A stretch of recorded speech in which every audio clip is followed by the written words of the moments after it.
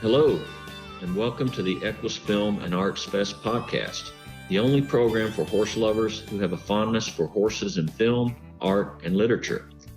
Each week, we will have interesting conversations with equestrian filmmakers, artists, and authors from around the world, discussing the nature and challenges as well as the triumphs of creating their work. Ready to talk horses and film and the arts? Here's your host, Julianne Neal, along with Lisa Dearson, Festival founder and director. Hi, welcome to the EQUUS Film and Arts Fest podcast. I'm your host, Julianne Neal, and I'm here today with the director and the founder of the festival, Lisa Dearson. Hey, Lisa, how you doing today? Hi, Julianne. I'm doing good. We're just trying to keep our social distance. Right. Well, we usually start off the podcast talking about the weather, but I guess there's an elephant in the room that, you know, as we figure out our way to get through this whole coronavirus thing, that sort of takes precedence over the rest, I guess. Well, yeah, and I'm sure your weather's much better than ours. We're going back down into the 20s tonight, so. Oh, holy moly. It was 83 here yesterday, and it's supposed to be 86 today. So. Yes. Go ahead, rub that in. Sorry. But yeah, at least we are able to get out and be with the horses, and I know for you guys up there, that's a little bit different probably. So. Yeah, it'd be interesting on Facebook. Maybe I'll put a post up to see, you know, how everyone's barns are handling it. Our barn last night just, we'll be sending out an email today telling everyone how we're kind of going to be going into every other day visits to the barn so that they can spread out people coming in and out of the facility so that, you know, to keep it safe, it safe for everyone visiting, because if our people taking care of our horses get sick, you're lucky because your horses are at home, but since we've had to move into a boarding situation, we have to have other people at the barn taking care of them. And you know, I want to make sure that those people stay well and healthy, because if we can't be there, we have to have somebody there to take care of the babies. Exactly. And I know for me, that's like your moment of sanity, is to be able to go out and be with the horses. For sure. So I know. I mean, when they said we have to go to every other day, I was like, what do you mean every other day? Oh gosh. These horses are like my kids. It's one thing for people to be, you know, homeschooling and in quarantine with their kids at home, but you know, Amori is enjoying all the one-on-one time, but the horses, that's a tough one going down every other day. I can imagine. And it's like this new reality for us. I take my hat off to the nurses, the doctors, the delivery folks, the vets, and that was what worried me too, is that, you know, got to make sure we keep them all healthy and safe. Oh, no kidding. And now, you know, all the new heroes that are out there, everybody complained about people wanting a minimum wage, but here we are. Who's our front line right now? The people stocking the grocery store shelves, and I don't know if it's the same way by you, but here it's almost like you're walking into an apocalyptic scene, going into the grocery stores or seeing the lines. And, you know, we have a little local grocery store that puts up a Facebook post every night showing how they're stocking the shelves and come in and they're making deliveries, and everybody's doing their part, but it's everybody. It's not not big money. It's the normal everyday people are doing their part. And, who would have known that truck drivers would be our big heroes? Right. No. Exactly. And one of the sort of semi-amusing things as a teacher is that we're doing distance learning now, e-learning. And for the parents who are staying home with kids, some of them, not all, but some are realizing just what teachers go through. So they're going to appreciate our teachers a little more. But I'm appreciating our bus drivers because they're going out on their regular routes and delivering the food. So so the kids, the rural areas, so that the kids have something to eat for lunch. So, you know, you never realize until something like this happens what all you're going to appreciate. Well, and the statistic that now they're tossing around that somewhere's up to 88% of our population, 78 to 88% of the population, literally lives paycheck to paycheck. That reality is coming home to everybody, and everybody needs to appreciate. And I think the fact that the entire world is going to be in the very same situation that we're in right now, the whole world will recover at the same rate. It's not like one country is going to be better off than another country. Everybody is at the same place. Right. It will make a difference coming back from this, and we will come back from this, and hopefully we're going to come back from this as a better humanity and caring more about each other and appreciating everything a little bit more. I hope that's my hope that that's what happens. Mine too. Exactly. Well, the one thing I can say, we've been off for a little while from the podcast, and so it's great to be talking to you again. But it's funny, we sort of were on a break because I was organizing the Camden tour stop for the film festival and taking my kids, planning a trip to take my kids to New York and all kinds of stuff going on. And so I was off for a week, and then it became 2. So now talking again, it's interesting because Camden, thank goodness we went ahead and made the decision pretty early on to postpone the festival tour stop, because Camden is the epicenter, they say, of the South Carolina outbreak. And so we've been keeping up with our sponsors and our supporters and everybody who's involved with setting things up and just trying to, keep them safe and keep them in our thoughts. So if everybody will do that. And I know our episode today, we're going to be talking with Jodie Diegel and the folks from Seoul Harbour, and they were also scheduled to do a tour stop coming up. But what's the status of that one? Well, they were going to be doing a little Winnie Fest on a Sunday afternoon in April. And after the Camden Fest, and we've gone ahead and canceled that, much to Josh's dismay, because Josh was going to be able to go, and we were showing a pony and his boy, and it was going to be, one of those Josh gets to make his big presentation. So Jodie's going to be rescheduling that sometime at a later date. We've already moved a couple of our other events into the summer months, but it's kind of sad because these fundraisers are getting pushed, but that we'll just have a better time at them when we do have them. Exactly. And on a good note, we're still, I've been in conversations with people now because we started this Host a Winnie Fest, which is hosting our 2-hour collection of film, and we've got 6 different themes now.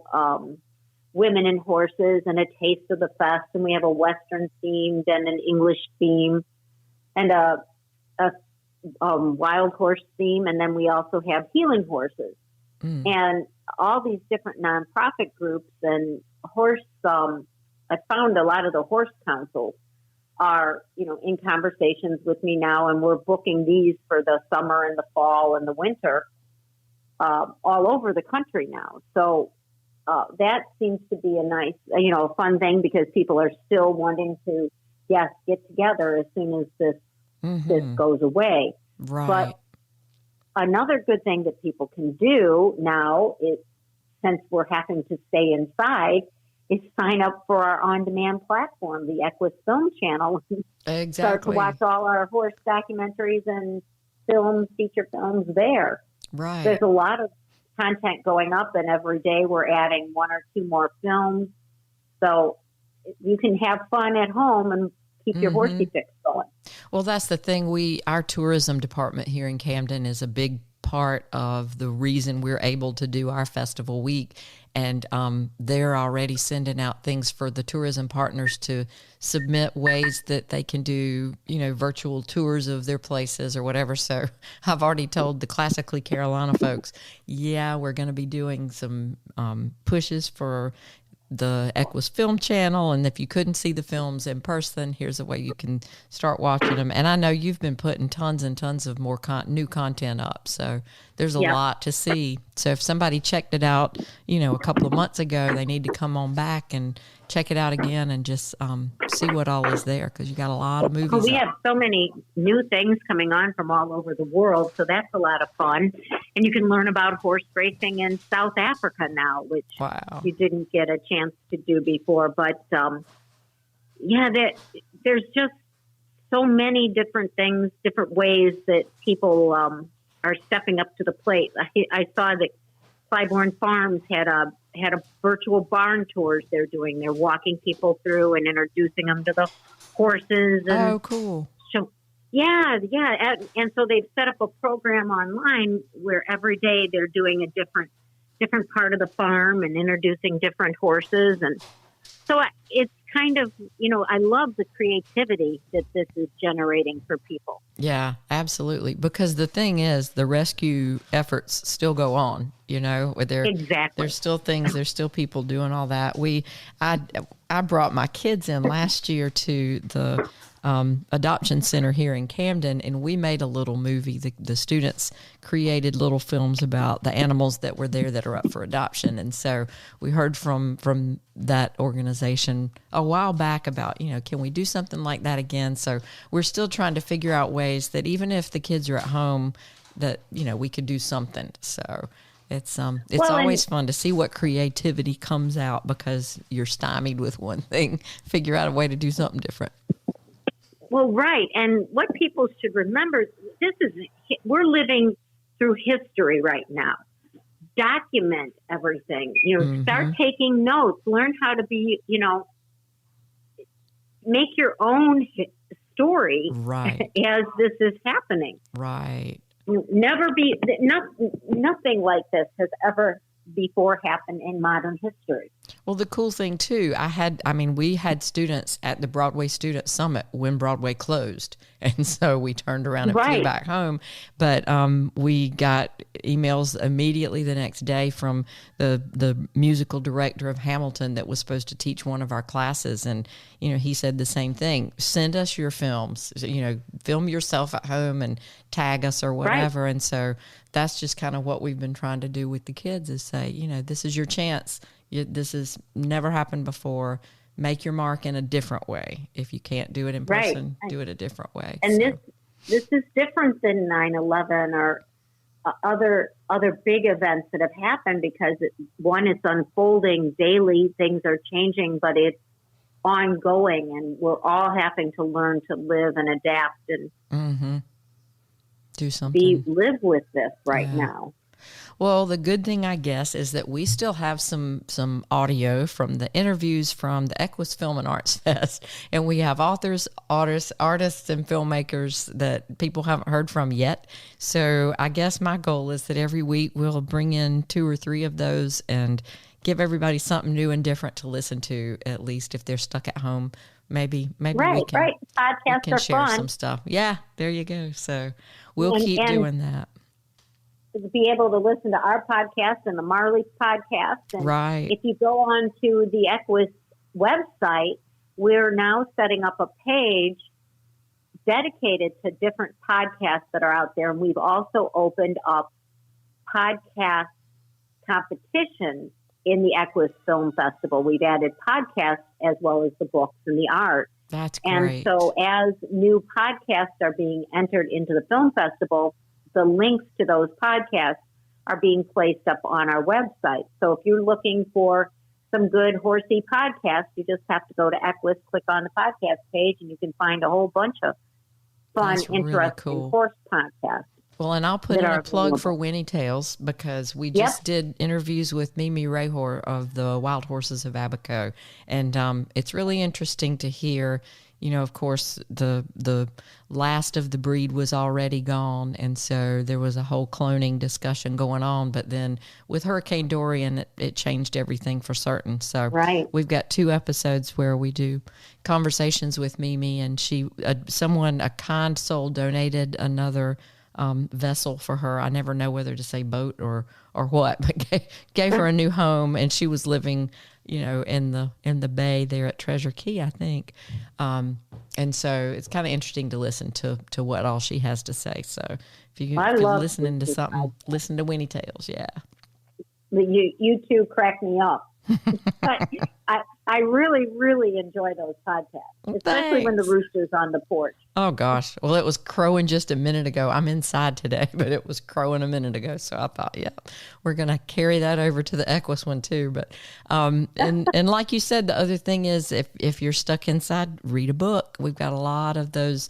You can go on your website or the EQUUS Film Festival Camden website, and some of the authors who were supposed to come to Camden, Susan Abel and Candace Wade and who else? Pamela Jeffers and a new EQUUS author, Robin Williams. Their books are all on Amazon, so you can still read. And we have a whole page set up on the EQUUS page with links directly to the Amazon. You can go there, look at all the different books, the authors that over the years have entered into EQUUS, and you can click on the link and it will take you directly to purchase those books. Wow. And then Amazon will bring them right to your door. That's great. Well, all that was just a shameless plug for all of our EQUUS folks, but did it anyway. It is for our authors. I mean, I love the authors who have entered the film festival. And as we get new books, just like with the podcast, we're putting those right up right away so that people can find those books and find those authors and find those the artists in the podcast and be able to connect with them. Definitely. Well, we'll give opportunities for everybody to get their horse fix, even if they can't do it for a little while outside. So anyway, for today's episode, we've got Dafna Yachin, who's talking a little bit about the Great Flip Off, and we have Thomas and Wade Balsamo, who did the films for Soul Harbour, and we're going to start off the conversation at the EQUUS Film and Arts Fest with Jodie Diegel from Soul Harbour. So how's that sound, Lisa? That sounds like a lot of fun. I'm sure people are really going to enjoy this, and Jodie is such a pleasure to talk to, and gosh, she just does so many amazing things with those little mini horses and mini donkeys, and they go in and just change people's lives and bring smiles to faces of kids going through all kinds of horrible things at the hospital. Mm-hmm. Yeah. They just bring a little ray of sunshine in the form of a mini horse. That's with great. Cute little sneakers. And she had Mystery and Unique with her at the fest, and so that was awesome. So we'll kick it off with Jodie.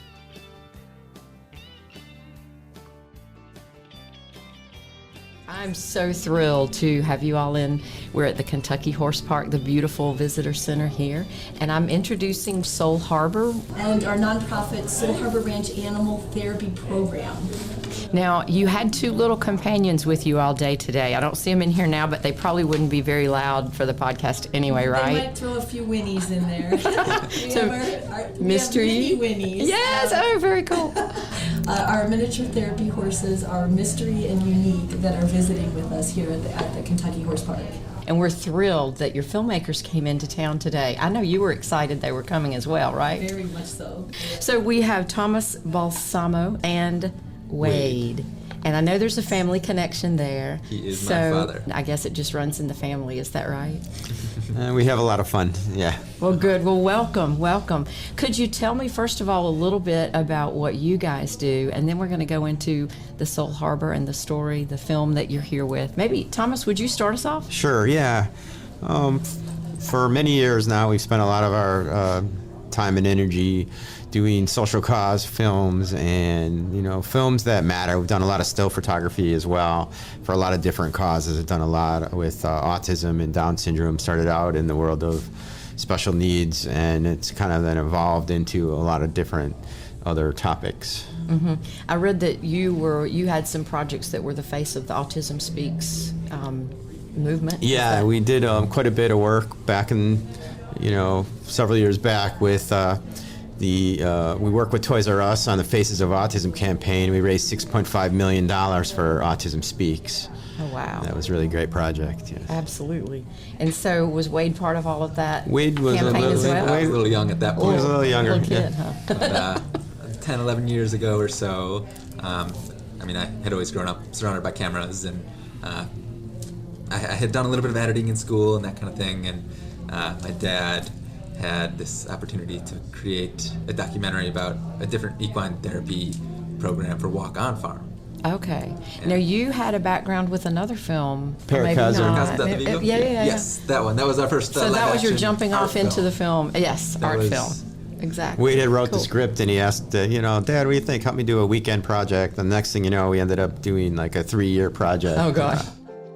This episode of the EQUUS Film and Arts Fest podcast is sponsored in part by Nature's View, the Marley Project, and JA Media Productions. To learn more about what we do, visit naturesview.us. We were looking for somebody to tell our story and the magic that our horses could bring. And there's people that can just shoot video, and then there's people that can tell a story and are true professionals. And so they're really artists, over and above what many people are able to do. They've been able to do it in a way that really evokes emotion and makes people feel it in their soul. Yes. Well, I know last night there was a little bit of a preview, and folks came out of the theater just after your film and tears flowing. Right. So, yes, the power of your minis. So, how did you get started with that type of work? I'm a nurse, first of all, and that's my profession. I'm also a big animal lover, and I started with dog therapy. And in 2011, I saw an ad that said miniature therapy horses. And I said, what is that? It was online. And the next thing you know, I'm scrolling through and seeing people using miniature horses as comfort animals, just like my comfort dogs. Fast forward, started a nonprofit. And now we've grown from 3 miniature horses to 10. We have 4 mini donkeys in training. We have 4 dogs, 2 certified therapy dogs, 2 that are in training. We have 35 volunteers, including 11 additional volunteers. Through Barrington High School, we started and mentor the Soul Buddies Animal Therapy Club. So we mentor students with our therapy animals. We visit with many different populations, from the elderly to those that are disabled to differently abled. We do many community visits, so we get to share them with able-bodied people, and not just going to a nursing home, for instance, but we share within our community and outside hospitals. It's very unexpected when we're in a hospital and the doors to the elevators open and out come our little horses. Absolutely. Well, and they were at the party last night inside the welcome reception, and they had their little shoes on and all that. They And were so relaxed. Yes. And people are quite amazed at how kind and calm they are. But that comes with a lot of training and also with a lot of experience of the handling. how long does it take? I mean, if you bring in a mini and you're just starting that process, how long before you feel comfortable? 6 months. So they're registered through a national therapy animal organization called Pet Partners. And so each of us are retested every 2 years with each animal that we would like to handle. So I've tested with all 10 of my minis. We have a total of about 23 volunteers that are registered handlers, over 65 combinations of registered teams. It could take 6 months. It could take 2 years. It really depends on the animal, their age, their personalities. So it's really quite an incredible journey when you watch the animals go from not knowing anything and being timid and afraid to when a wheelchair or a tarp is coming at them or people running and then they're so calm when we walk into a film festival and their cute little legs are cocked in the back because they're so relaxed and confident. So. Now the donkeys, is there a difference in the donkeys and the rest? Yes, there is something true to being that said about being as stubborn as a donkey. Donkey, yes, definitely. But they are very affectionate. They're very different than horses. They are much more like dogs. They're leaners. They love to have their butt scratched just like dogs do. So we are training them to become registered therapy animals. They just take a little bit longer. Is there a certain scenario that you would say this one is more appropriate than the other? Or are there personalities involved in that choice? They're just like people. I mean, and are all different animals. All of them have different personalities. Some are more used to going into really big crowds and loud noise. Others prefer the quiet environment of a hospital. So we really tailor when we go out on a visit. We usually take 2 minis at a time, and we decide what, it depends on who the registered handlers are, what horses we bring, what that environment is going to be like. So it really varies from visit to visit. We try to rotate all of our animals so that just one horse doesn't go out, and we rotate all of them in. Right. Yeah. And you found some special filmmakers. How did that process happen? How did you find these guys? Yeah. Well, we're from Barrington, Illinois, and amazingly, there is, through our Barrington-area Community Foundation, which offers grants, we were at an introductory grant meeting, and I had seen some of their work, and before I left, I actually sought out Thomas to get his card. Thomas and Wade were both there together, but I think I just saw you, I don't think Wade was there. And I asked for a card, and the next thing you know, when we got a grant, because that's what we were waiting for. Right. We don't charge for visits. We rely all on donations and grants and fundraising. So when we got that grant, I knew that the next thing was to tell our story. And the professionalism and, again, emotion that I talk about is there. When you saw those people crying when they walked out last night, it's because they felt it. They felt the emotion and connection and magic of our animals. And that takes a really special person or team to be able to come into a really highly emotional situation like that and step back. How do you start that? How do you plan that? Well, I think we have to gain people's trust if we're going to be in an environment with them where we have cameras, and where we have done a lot of live action work where we've had large crews. We for a situation like with Soul Harbour, we needed just a very small crew, a couple cameras, try to be like a fly on the wall and just capture what's happening. And we do connect with the people, and so they feel comfortable with us, and just kind of flow with it, and the magic happens. And our tagline at World Touch Productions is we leave lasting impressions on hearts and minds. And having a group like Soul Harbour Ranch to work with is just a total joy because of the amount of love that Jodie has started, and the team. It's just been contagious to the whole team, and that amazing group of volunteers, and there's so much love in their hearts, and they believe in what they're doing, where they can you can just see it when they bring one of those little horses into like a hospital room with some, like we went into Loyola Medical Center to the pediatric ward, and some of those kids are there 6 or 8 months,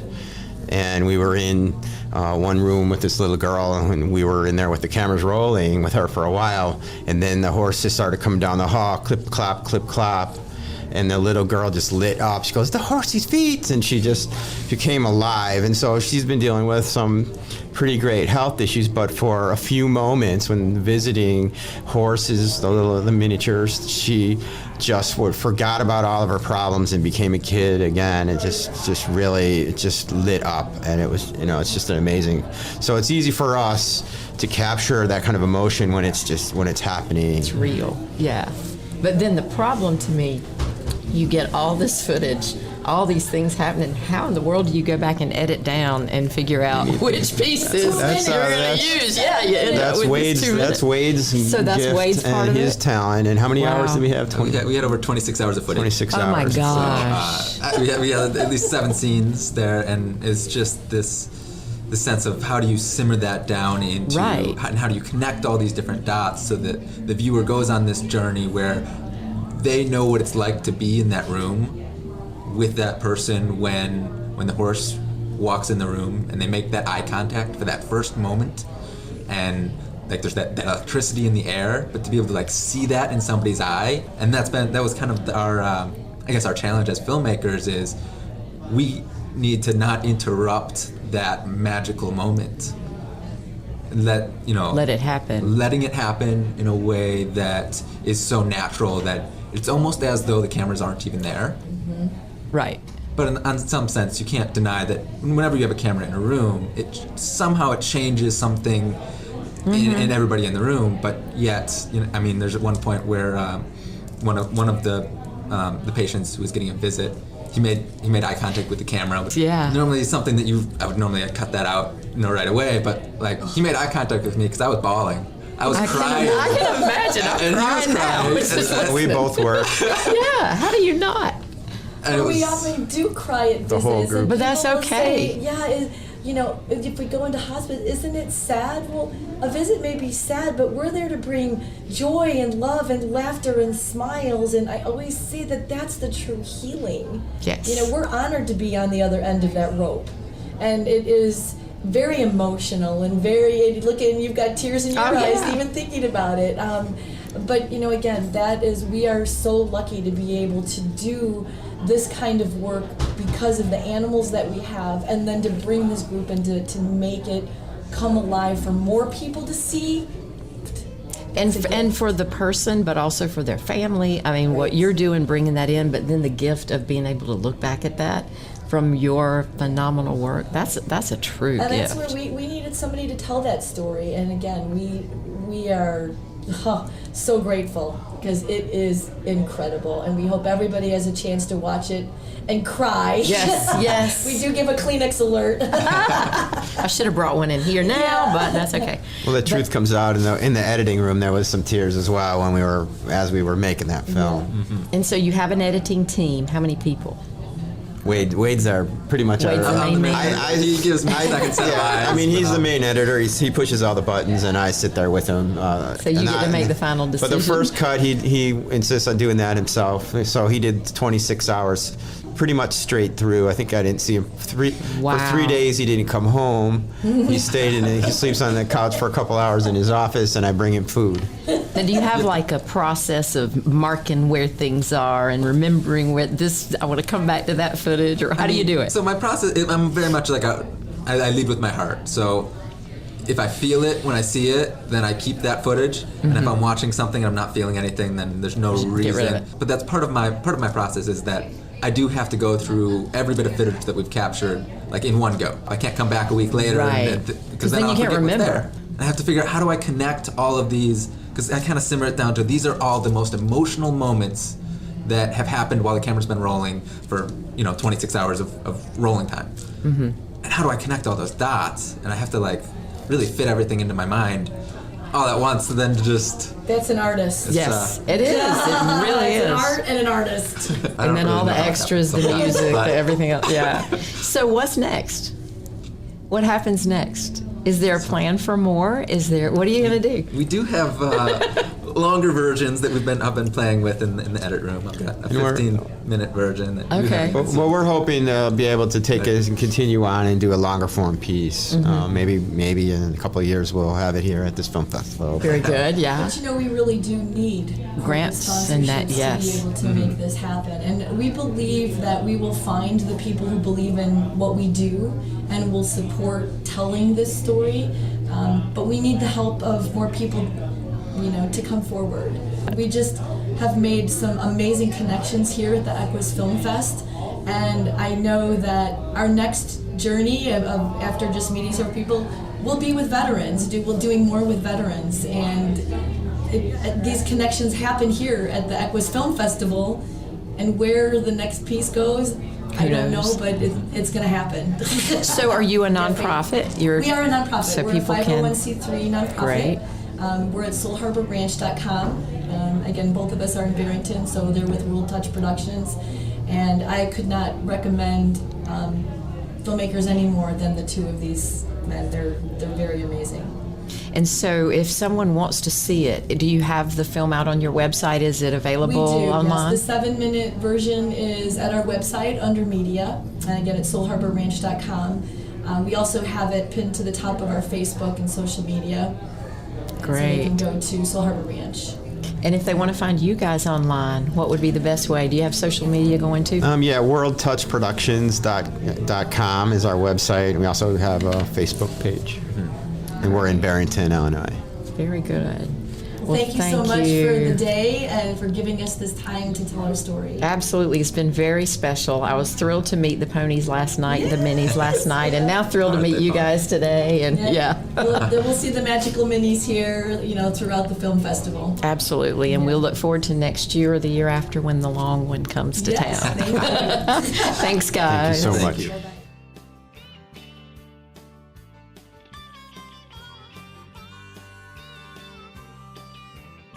The listeners may have noticed we have some new music on the intro to the podcast. Do you want to talk a little bit about that? It's from some music by Peter Prince. Yes, Peter's been part of the festival for a few years now. He is the songwriter behind the Cobra Wild to World Champion music video that we had as part of the festival. We took it to the World Equestrian Games. Cobra, as you know, is the wild Mustang horse that was the national champion. He's done all kinds of things. He has all kinds of credits to his dressage career. And Peter wrote a beautiful, beautiful song about him. And so that, of course, won an Winnie Award, and you can find a link to that on our website, on the EQUUS page. And then Peter has written a beautiful instrumental for us to use for the podcast called Wild Horse Serenade, Believe in Me. And it's an instrumental, so it'll be a beautiful lead-in and a very nice exit for our podcast now for a few months here. That's great. Well, as he describes it, I'm reading what he says, has a hard driving beat with a cool electric guitar and harmonica track. So I love that. And it's great to have that instrumental to be able to use for the lead-ins and everything on credit. So special thanks to Peter Prince.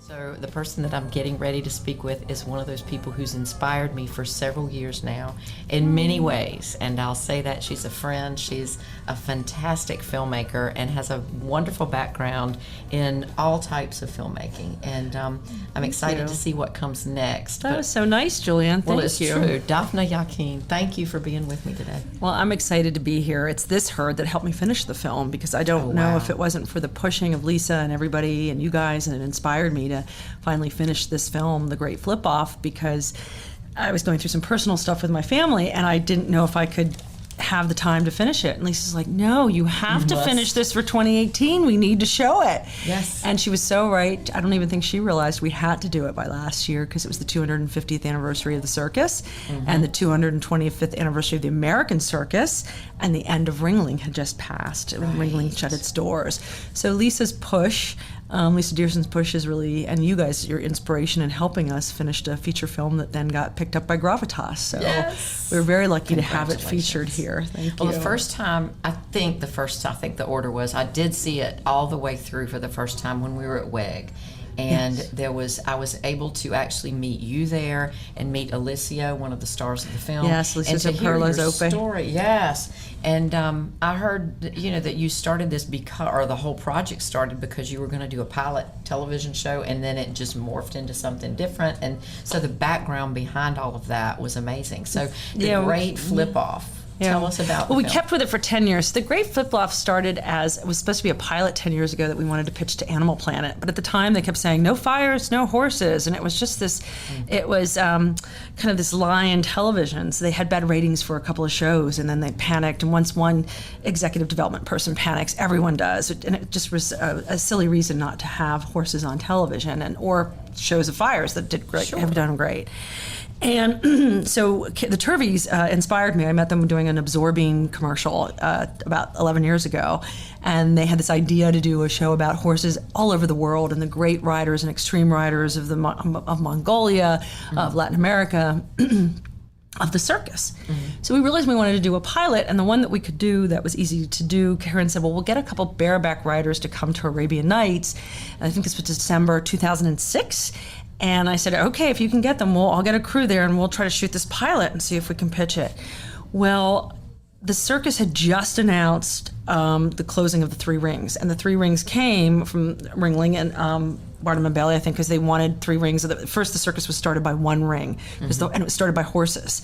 And horses had started the circus, and it was actually military, when they had no jobs, started doing training in this ring and doing sort of these fits of acts, and that meant they were actually standing on their horses and rolling around their guns, and so that's how the circus started originally, the modern circus.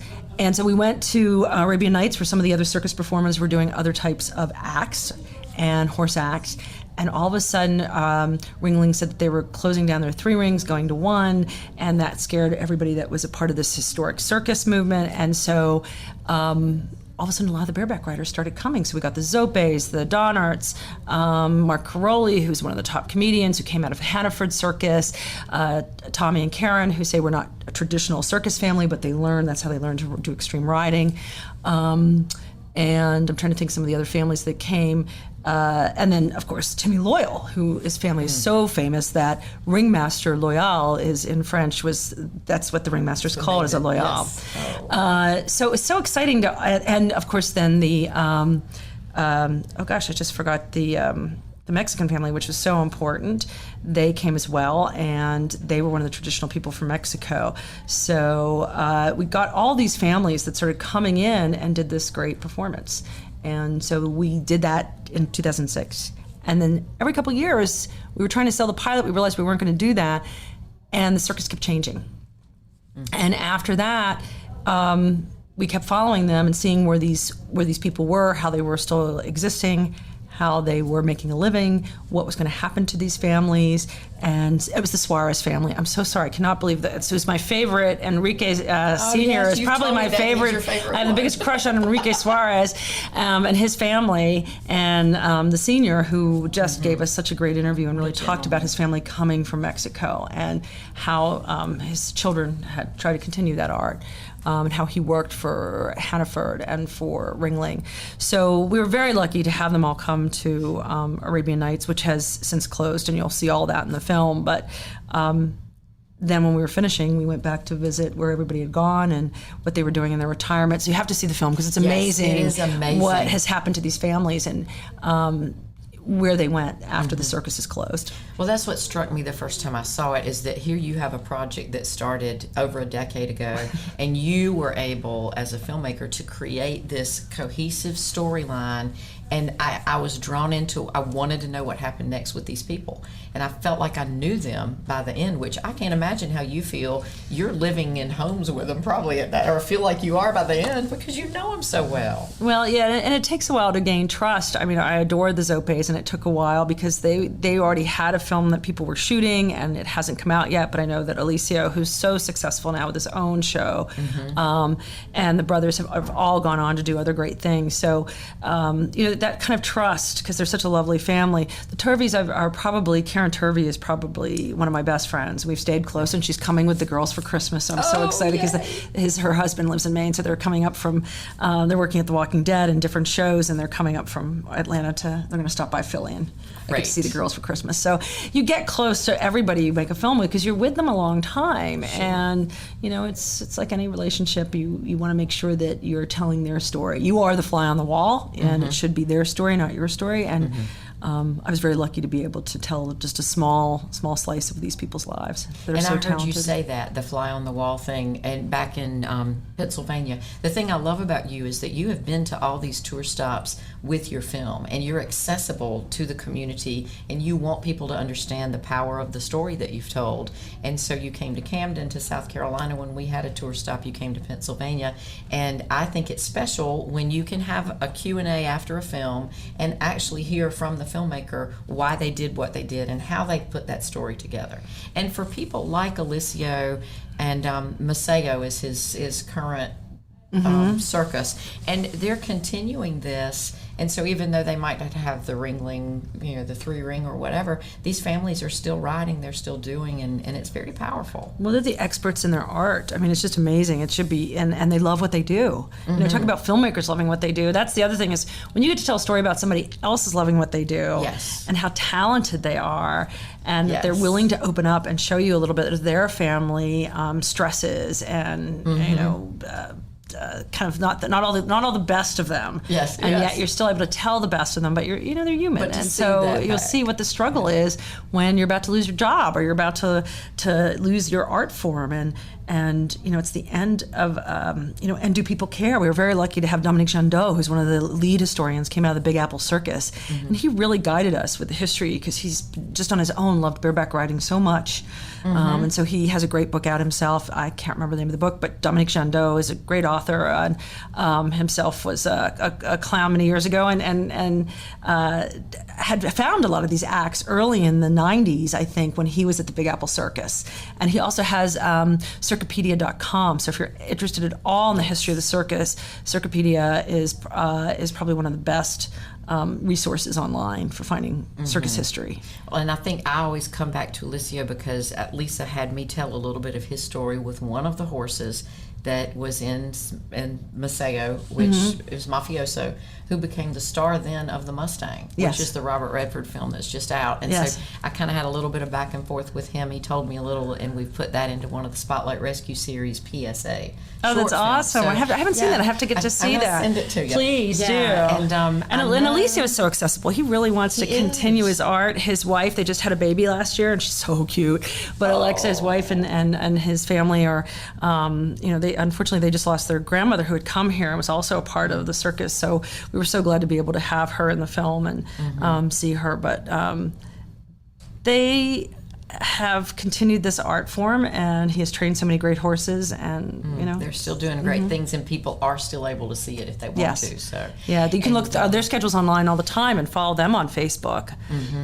They're easy to find. And I know I am also impressed with you as a woman filmmaker because there are not a lot. I guess the things. Well, documentary there are now. We're changing. There's actually more, I think, female documentary makers than male. And now I think Hollywood said there were, as a director, this is the first year that I think 50% of episodic were from female. My generation there weren't. Yes. But this younger generation coming up, it's so wonderful to see that how easy it is, and those barriers are down. I mean, they're still there. And I'm about to direct my first narrative scripted piece, which I'm shocked. I didn't think, at my age and after 30 years of directing documentary and commercial, I'd be given this opportunity. So I'm very excited about that. So quickly, background. Where did you come? You said my background in. Tell me about your background. Oh, I was going to go to law school, and I even took my LSATs, and I had an internship my senior year out of the University of Pittsburgh at KDKA Television. Wow. And was working with Dennis Miller and Arthur Greenwald on a teenage show called Punchline.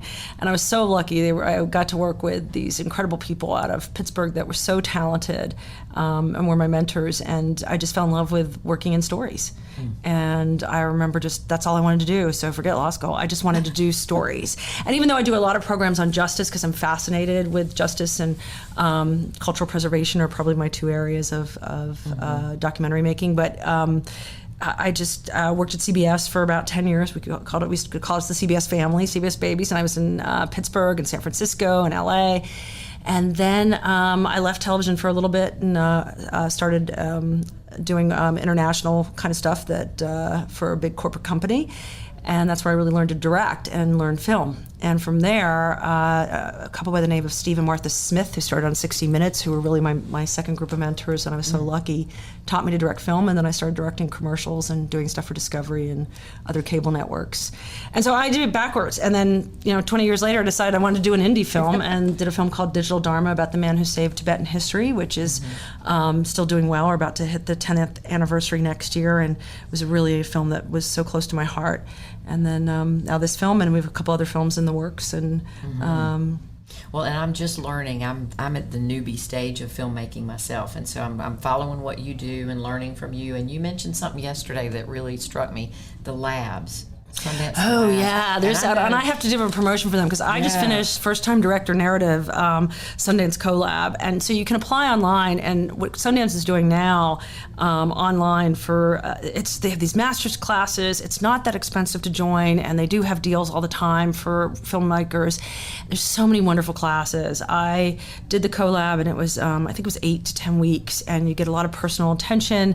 You're doing it on Zoom, and then on Sundays we had a breakout group with other directors and to see what other filmmakers are doing is always wonderful. And we had 3 wonderful directors that were our teachers and instructors, and then you got one-on-one with them. But I recommend anybody that's interested in film to go to Sundance CoLab online now, because they have really great programming, especially writers, producers, directors, documentary, narrative. They're really offering so many wonderful programs that you're not just sort of taking them online, but there's a lot of interactivity going on with that. That's going to be my next step.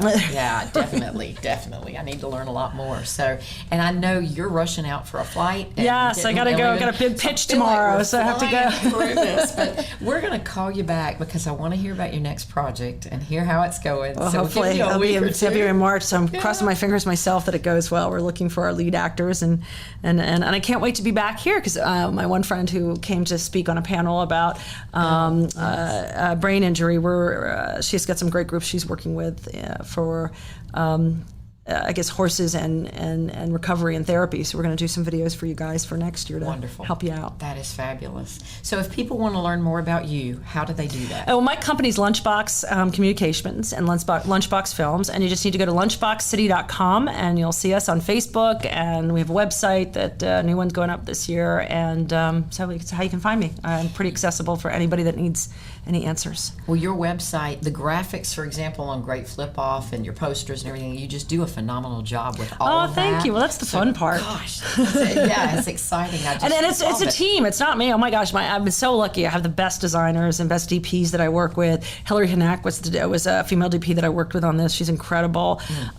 Gabe did our editing, and also Cody Roman did a lot of our design. So we're very lucky that we have so many people that have helped us and worked with us over the years. That always a great team. That's what it takes to make a film. Your vision to start that off. So.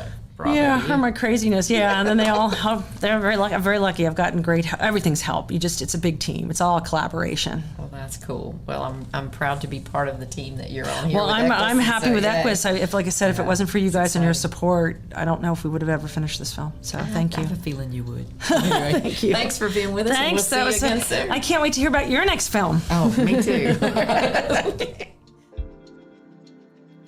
Please be sure to tune in next week when Julianne and I have another interesting conversation with one of our EQUUS Film and Arts Fest filmmakers, artists, or authors.